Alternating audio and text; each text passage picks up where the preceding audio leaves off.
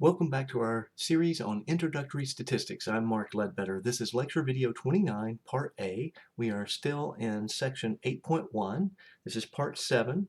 We've been doing this first part of the chapter and looking into estimating mu when sigma is known and how to do sample size. And we're going to continue with that in these lectures that start now, and we're again using a pre-recorded video that's at a slower pace, so I hope you enjoy it. We want to talk about sample size. So up to this point, we are creating a confidence interval based on a sample from the population that has already been collected.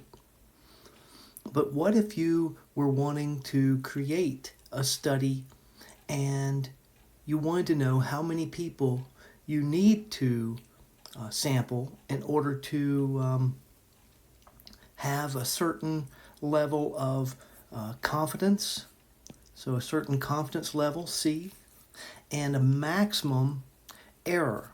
And so you want to know the minimum number of individuals that you have to sample. So remember that this is sample size is little n.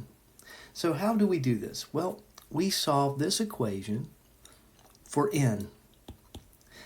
I'm going to do that, but don't worry, the formula is on the formula sheet, so you don't have to do this algebra every time. But I hope you will follow along and see how it's done. So what I'm going to do is I'm going to first multiply both sides by the square root of n, because I want the square root, I want n on the top. I want to set some n equals something. All right, so that means on this side, on the right-hand side, square root of n cancels out. So now I want to get n by itself, so I'm going to divide both sides by e, so it cancels out over here. And so now it's on the bottom on the other side. But I don't want square root of n, I want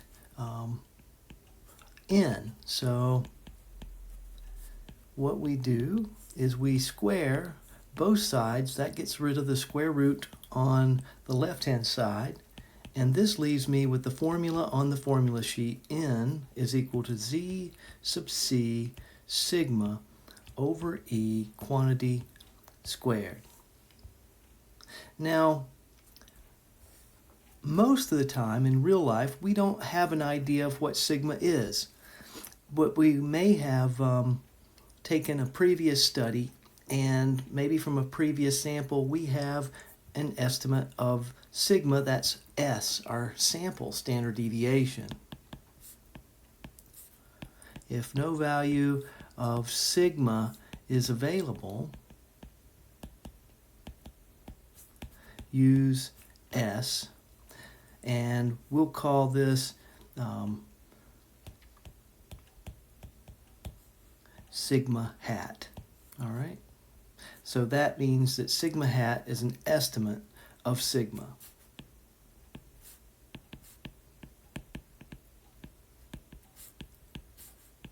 All right, so then we would have n is equal to z c s over times s over e quantity squared. All right, and on the formula sheet I put sigma hat for s, but I also said that sigma hat is equal to s. All right, so let's do an example.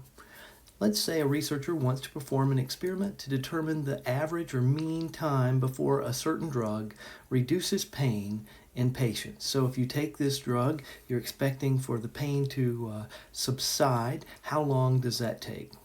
So she wants the precision of the results. Now that is going to be error, to be no more than 1/2 minute or 30 seconds. All right. Now, whatever units we choose, we have to be very consistent. It says from a previous study, the standard deviation was 2 minutes. So this is going to be our estimate of sigma. So how many patients should she include in the new study to get a confidence level of C equals 0.95, which is 95%? Okay, well, let's take a look at what we need to do. So first, I write down the formula from the formula sheet.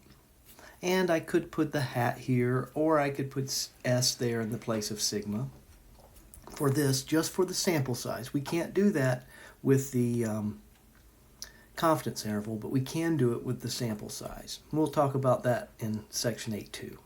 All right, so I've drawn the picture here. I have z of 0.95, negative z of 0.95, and z of 0.95. And so, of course, 0.95 is the area between the two numbers under the curve. So I take, so what I'm doing is I'm taking 1 minus c divided by 2 to get the area in the tails.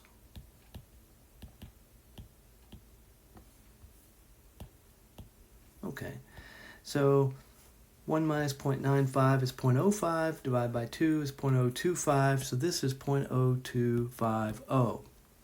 Now, if I go to the z table and look this up inside the table, I'm going to find a value of negative 1.96 for z, and that means that z of 0.95 is 1.96. All right. So now I have z sub c, and I have, so my critical value, I have sigma hat, and then I have E. All right. So sigma hat equals S. That's 2 minutes. I can use minutes, and then I would have to use minutes for E. Or I could use sigma hat's S equals 120 seconds. That's the same thing as 2 minutes. And E is equal to 30 seconds. So I have to keep the units the same between the two. Okay, so now I'm ready to plug in. So I plug in the 1.96 for the critical value. 2, I'm going to use minutes here. But you'll notice that this is in minutes and this is in minutes, and so the units cancel out. So as long as they're the same units, it doesn't matter which units you use in this formula. Okay, so 1.96 times 2 divided by 0.5, that is 7.84. Then I square it. Don't forget to square it. Big difference. So then I get 61.4656. Well, I don't know about you, but I do not want to be the 0.4656 of a person for this study. Right. So in real life, we cannot sample a part of an individual. We have to sample the whole individual. And so for this procedure, for the sample size, we always round up, not rounding, but round up to the next whole number.